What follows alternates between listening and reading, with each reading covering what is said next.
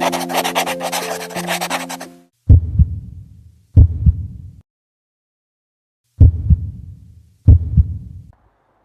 and welcome to Concept College English.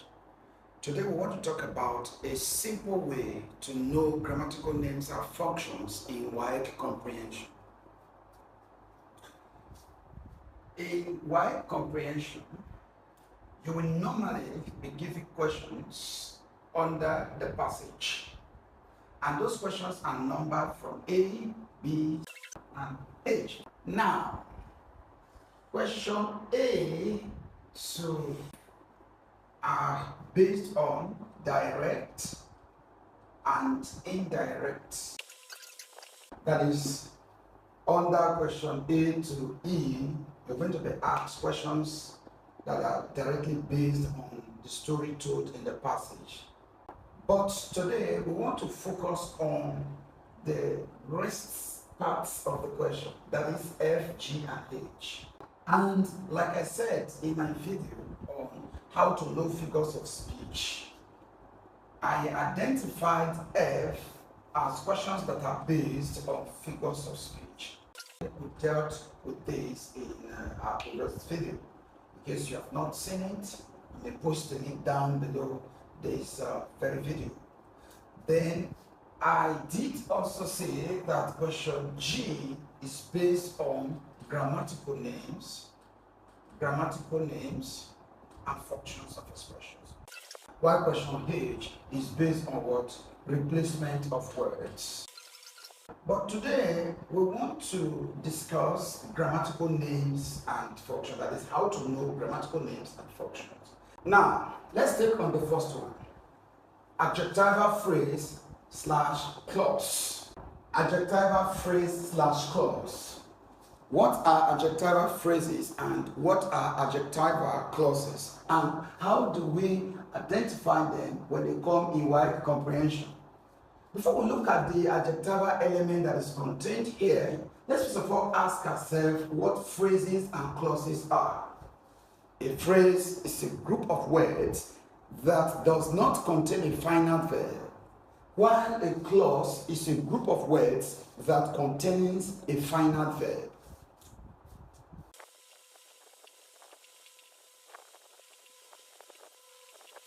A phrase is a group of words that does not contain a final verb, while a clause is a group of words that contains a final verb. Alright, this is important because whatever expression they are going to give to you in WAEC, okay, will either be a phrase or a clause. So when you look at the group of words that have been highlighted or italicized or brought under the passage, okay, if the words contain a final verb, then you say it's a clause. If the words do not contain a final verb, then you said the expression is a phrase. Alright, now, having established that, let's now look at adjectiva. When you now attach adjectiva to a group of words, what are we talking about? We call adjectiva clause or adjectival phrase a relative clause or a relative phrase. So all adjectival clauses are relative clauses. Adjectival clauses are relative clauses. What that means is that they are introduced with a relative pronoun. They are introduced with a relative pronoun, okay? Like who, whose, whom, which, or that. Please take note of that. When an expression comes in WAEC comprehension and they ask you to state its grammatical name, you look at it very closely. If it starts with what? Who, or whose, or whom, or which, or that, then you are going to say that it is an adjectival clause. That is, if it has a final verb, or that it is an adjectival phrase if it does not have a final verb. So this is what we mean by adjectival clauses. Remember, when I was introducing this class, I did say that we have I1, that is I, and then IR. So in the I part of the question, they will ask you to state the grammatical name of the expression. Then in the II part of the question, they will ask you to state the function. Right. Function. All adjectival clauses modify the noun, okay, that they come after. An adjectival clause modifies a noun or a pronoun. An adjectival clause itself is called a dependent clause. Remember, a sentence is in the form of a main clause plus a subordinate clause. A sentence is equal to main clause plus subordinate clause.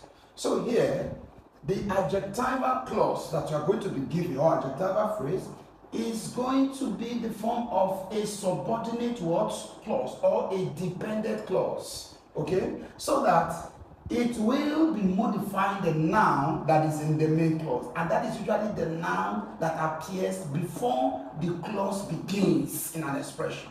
Let's look at an example.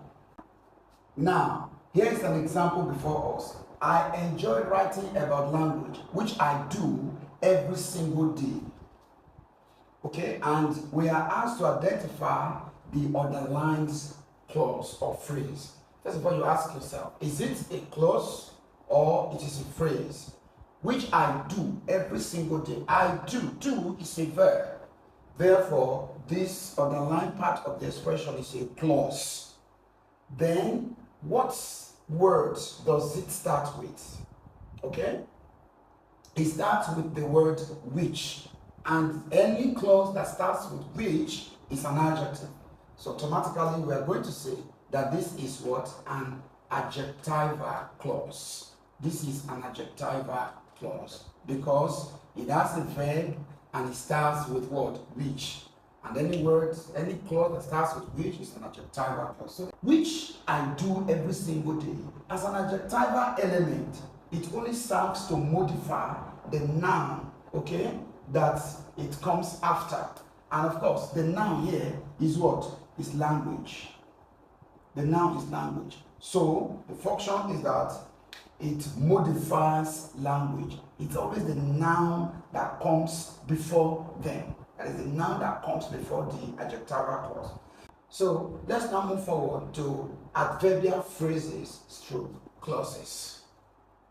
Adverbial phrase / clause. What are adverbial phrases and adverbial clauses? An adverbial phrase or adverbial clause is a clause that acts as an adverb to modify the lexical verb that is in the main clause. Adverbial phrase or clause is a group of words that acts as an adverb to modify the lexical verb in the main clause of a sentence. So that is the definition of adverbial phrase / clause. Now let's talk about the functions. All adverbial phrases or clauses, okay, perform a single function, and that is what is already contained in the definition we provided here. They modify the lexical verb that is contained in the main clause of a sentence. Now, having established that the function of any adverbial phrase or clause is to modify the lexical verb that is in the main clause, okay, the next thing we want to talk about is how to identify them in words, in expression, that when they are given to you in WAEC comprehension. So, if the group of words, okay, begin with where, then it is adverbial phrase or clause of place. If the group of words begin with when, then it is adverbial phrase or clause of time. If the expression begins with unless, or it begins with until, or it begins with if, or it begins with only if, then the name of the expression is adverbial phrase or clause of condition. If the expression begins with because or so that, then it is an adverbial phrase or clause of what? Reason. If the expression begins with though or although, then it is an adverbial phrase or clause of what? Concession. Okay? And then finally, if the expression begins with as or like, then it is adverbial phrase or clause of what? Manner. Now, let's look at a critical example, okay, to illustrate what we have just discussed. Example, she addressed the crowd as she had practiced in the mirror. So, when you are asked to state the grammatical name of this underlined expression, the next thing you ask yourself is, what is the first word in the expression? As. And then, when an expression begins with as, it is what? Adverbial phrase or clause of manner. So when you want to state the function, you have to trace the underlined expression to the passage, and then from there you consider the complete sentence that contains the underlined expression that has been highlighted in the question section. So from there, you'll be able to trace the main verb that is in the main clause, because the entire expression that is underlined here is a subordinate clause. In other words, it's a what? A helping clause. That means there is a major clause that is combining with that underlined expression. So inside that major clause, you locate the word, the lexical verb. It is that lexical verb that is being modified. So when you go here, you're going to say, she addressed the crowd. So the main verb here is what? Addressed. Therefore, we'll conclude that the function of this underlined expression is that it modifies the verb addressed in the main clause. It modifies the verb addressed in the main clause. That's the function. So that's how to state the function of adverbial phrases or clauses when they come in WAEC comprehension. Noun phrase / noun clause. What is a noun phrase and what is a noun clause? A noun phrase or a noun clause is simply what? A group of words that begins with a noun or a pronoun and functioning as the subject of a sentence or the object of a sentence and so on.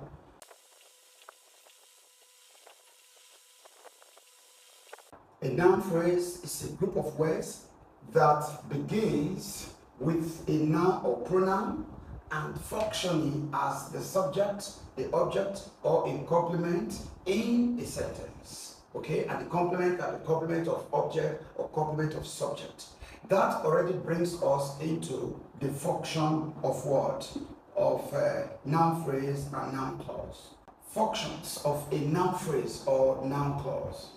The functions that a noun phrase or a noun clause can perform in an expression or in a sentence are already contained in our definition here. Cassava, subject, object, or complement. Now, noun phrases or noun clauses can perform so many functions, okay? But for the purpose of this discussion, and especially based on what normally comes in WAEC, okay, we are going to talk about 6 functions of a noun clause.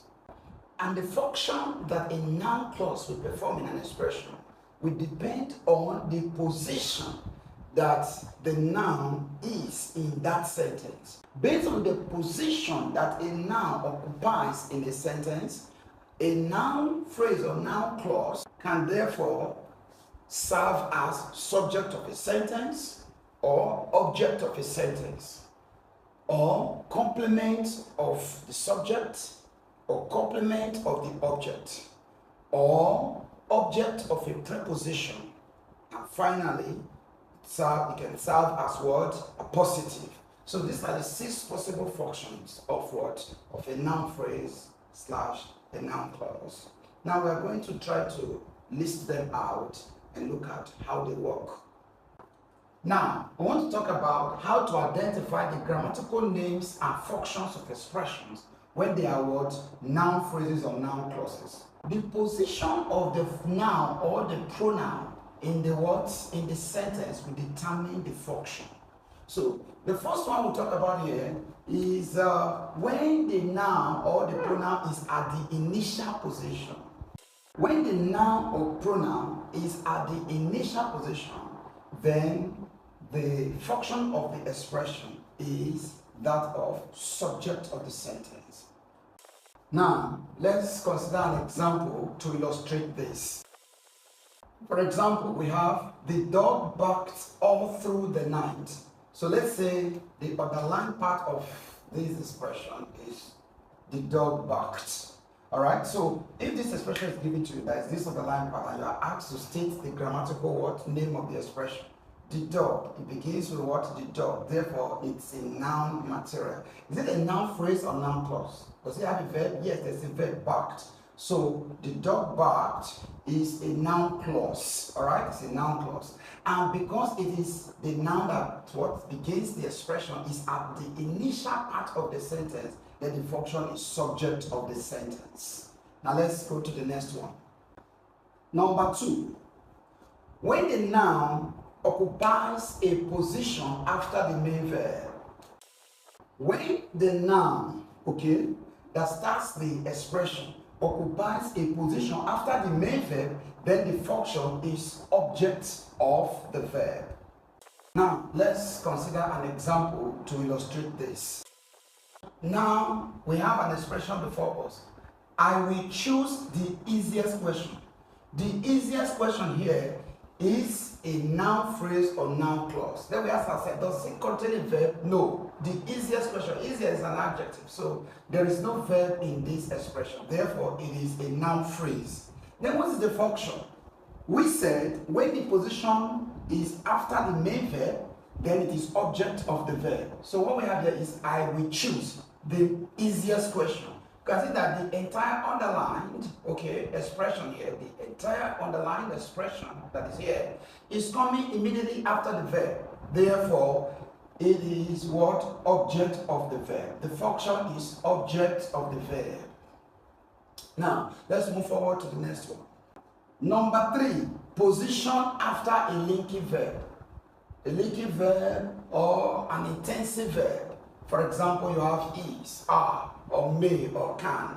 So, when a noun appears after a linking verb, then the function is complement of the subject. Position after a linking verb, the function is complement of the subject. Now, let's consider an example to illustrate this. So, this is what we have. She is the best manager in this company. You can see a linking verb here. She is. So, the best manager in this company. This expression is a noun phrase or noun clause. You ask yourself, does this expression contain a verb? The best manager in this company. There's no verb in that expression. Best, okay, is an adjective. Manager is a noun. So there's no verb. Since there's no verb in this expression, this entire underlying part of the sentence is a noun phrase. And because it's coming afterwards a linking verb, it is complement of the subject. Another way to understand complement of the subject is that the entire noun phrase or noun clause is describing the subject. So she is the best manager in this company. So this is what we're talking about. When the entire underlying expression comes after a linking verb like is or are or can or be, then it is complement of the subject.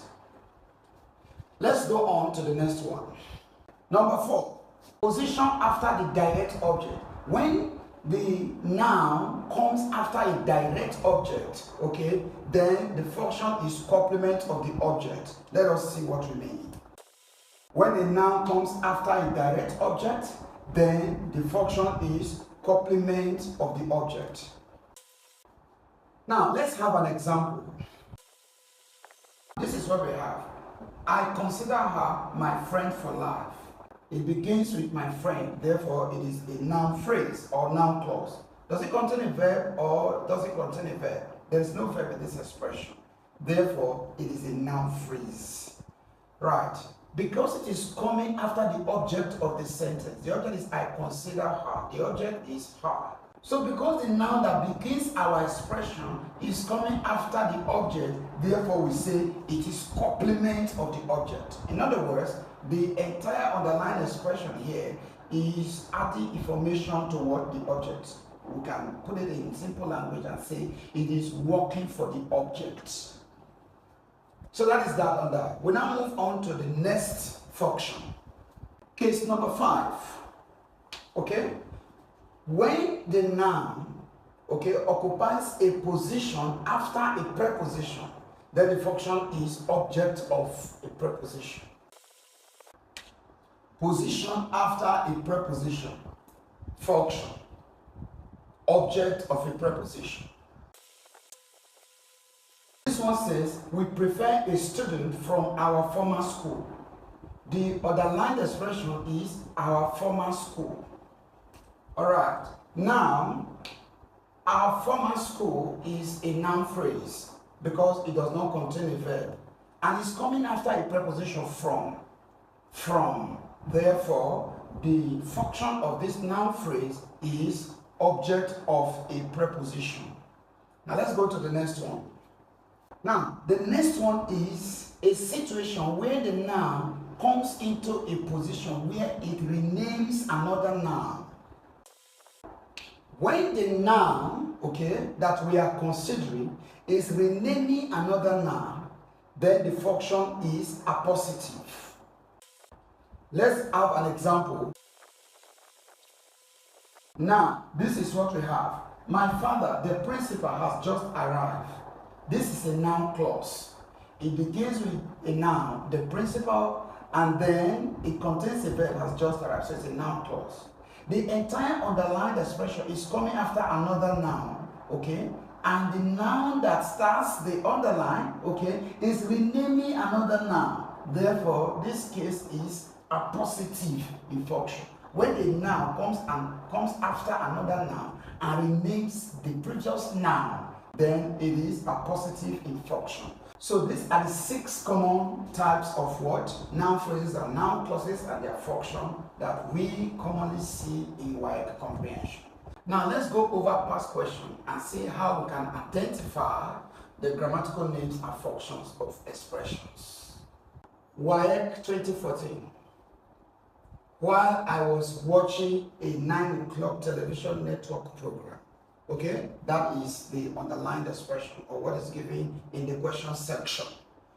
But to answer the question correctly, you have to trace the underlined to what, where it is used in the passage. And of course, I have brought all of that out in this place. Okay, so now the whole sentence reads thus.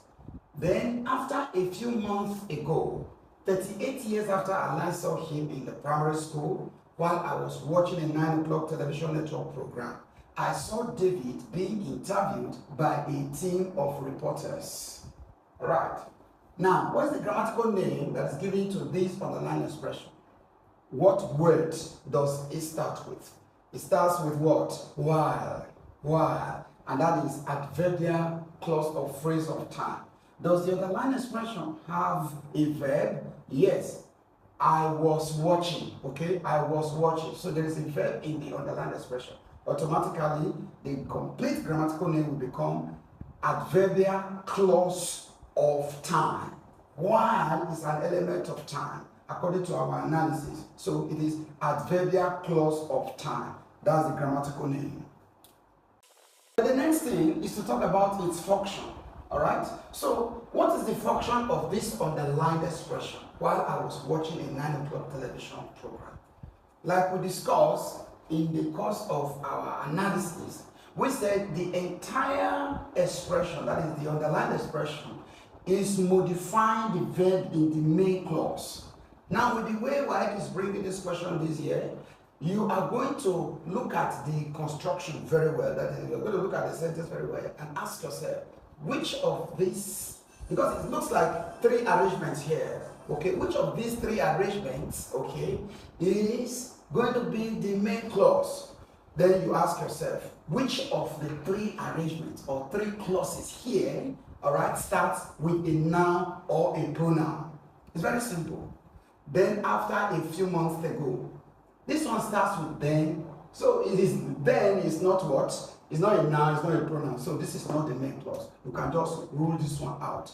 Then after a few months ago, all of this is not the main clause. It's as well a subordinate clause. While I was watching is what we are considering. Then the other part of the sentence is I saw David. So this is the main clause because it begins with what? I. Finally, you will ask yourself, where is the main verb in this main clause? The lexical verb, which is the main verb in this main clause, is being interviewed. So we say it modifies the verb interviewed. So function, it modifies the verb interviewed. All right. WAEC was only being funny this very year, okay, by bringing a multiple sentence. Multiple sentence is one that has a main clause and two or more subordinate clauses. So students sometimes in a situation like that may find it difficult to identify the main clause, but don't forget, the main clause is always going to be the clause that starts with a noun or a pronoun. So all other clauses that are going to be arranged in the sentence, just undermine them and then go straight to the main clause and look for the main verb that is there and say that is the verb that the entire word adverbial clause or phrase is modifying. So that is that on that. Let's go to the next one. WAEC 2018. Everybody was impressed with the feats which went along with the hilarious drumming. What we are considering here is which went along with the hilarious drumming. Very simple. Like we discussed under the adjectival phrase clause, we said that they begin with which, who, whose, whom. So automatically this is adjectival clause or phrase. So you now ask yourself, does it contain a verb or it doesn't contain a verb? This expression contains a verb which went. So since a verb is present in this expression, it becomes adjectival clause. The next thing we now ask ourselves is, what is its function? Alright? And like we also discussed at the beginning of this video, we said that all adjectival clauses modify the words, the nouns that appears before them in sentences. So when you go back to the passage, as you trace the line back to the passage, like I've already brought out here for us, okay, you're going to discover that everybody was impressed with the feats. The feats, but if you don't know the meaning of feats per se, if a word is premodified by the, it is a noun. If a word is premodified by a or an, so the feats, so this is the noun. Automatically, you're going to say that it modifies the noun feats. So that is that on WAEC 2018. For the next one, we have WAEC 2019. At first, an uncle introduced me to working on other people's farms. But when I discovered that I could take care of myself, I worked even harder. So what we're considering here is that I could take care of myself. This year was a funny year as well, if I have to put it that way.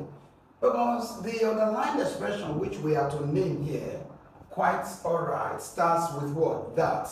And that is misleading. It will easily push students into concluding that since it begins with that, and we have established that any expression that begins with which, whose, whom, or relative clauses as well as that is an adjectival, that this is going to be an adjectival clause. But look at it very well. I discovered that I could take care of myself. What is it coming after? That's what you will now ask yourself. It's coming after a verb, discovered. So from there, you will have to caution yourself that adjectival phrases or clauses do not come after verbs. So that will give you the first word, suspicion. If you are able to think that way, that is, that an adjectival clause cannot come after a verb, then you will need another formula, okay, that will help you to confirm this answer. And that formula is this. For all noun clauses, when you replace them with what? It's, the expression will make sense. So when you remove the underlined expression and replace it with it's, and it makes sense, then you know it's a noun clause. Of course, you know it's not adverbial because it doesn't start with any adverbial element here. So it's between noun clause or phrases or adjective clauses or phrases. So let's replace the whole of this underline with it. At first, an uncle introduced me to working on other people's farms. But when I discovered it, I worked even harder. So you can see that when you replace the whole of this underline with it will make sense. Then automatically it's a noun clause. So that is how to confirm noun clauses. Then you ask yourself, does it have a verb or does it have a verb? Could, take care, okay, could take. It's a verb. So you conclude that it is what?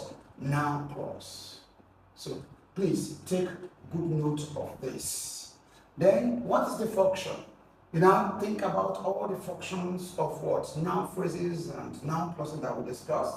Okay, we said when the underlined clause or phrase is coming after a verb, then it is object of a verb. Discovered is a verb. So it serves as object of the verb discovered. So that is that on WAEC 2019. Let's move forward. WAEC 2020. While the journey lasted, Mama chatted heartily with a fellow passenger who was also going to see her son in Lagos, and the two exchanged phone numbers. I think this one is a little bit straightforward because it begins with a relative pronoun who. Okay, therefore it's an adjectival phrasal clause and it contains a verb also going. So you conclude that it is adjectival clause. This one is an adjectival clause. Fine. Then what is the function? We say all adjectival clause modify the noun, okay, that comes before them. And the noun here is a fellow passenger. Okay, the noun is what? Passenger. So you write it modifies the noun passenger. So that is that on WAEC 2020. Let's take one more example. Then finally today we want to look at WAEC 2021. What I did not know, which the interviewer brought to light, was that she indeed studied agriculture in the university, had 3 children, and secured the support of a bank that loaned her some money, which she had since returned. All right, so I just brought out the whole of the sentence from the passage, okay? What is given to us under the question section is that she did study agriculture in the university. Like I told you before, you do anything or you consider the answer, make sure you trace the underlined expression to where it is underlined in the passage. Like the 2019 question that we have just considered, this expression is starting with what? That. Okay, which will mislead many students to think that it is adjectival phrasal clause. And like I explained in that example, I said an adjectival phrasal clause cannot come after a verb. So that will make you think of another formula that can help you to validate your answer or your claims. Like I explained on the 2019 question, the word here that starts with expression that is not adverbial in nature, so there's no adverbial clause that begins with that. So that will automatically make it to what? Or make you to suspect that it's a noun clause like we discussed on that 2019 question. Okay, so you replace this underline, the whole of this underline with it. If the reading makes sense, then automatically it's a noun clause. Okay? And so when we do that, you're going to have what I did not know, which the interviewer brought to light, was it. Had 3 children and secured as a reservoir. So if it was it, then it makes sense to say it was it. So automatically you say it is what? Noun. Phrasal clause, he did study, there is a verb in it, so it is noun clause. So what is its function? Like we established under our discussion on noun phrasal clause, we said the function is going to be determined by the position of what? The noun in what? In the sentence. So you ask yourself, what's the position of this underlined expression? Okay, this underlined clause. What's the position of this underlined clause in this sentence? All right. To identify that, you can quickly look at what it is coming after. It's coming after was, and was is a linking verb. And we said that when the noun or the noun clause or phrase comes after a linking verb, then it is working for the word subject of the sentence. All right? And if it's working for the sentence, subject of the sentence, you conclude that it is what? Complement of the subject. So you're right. So this is how to identify grammatical names of expressions and to state their functions in WAEC comprehension.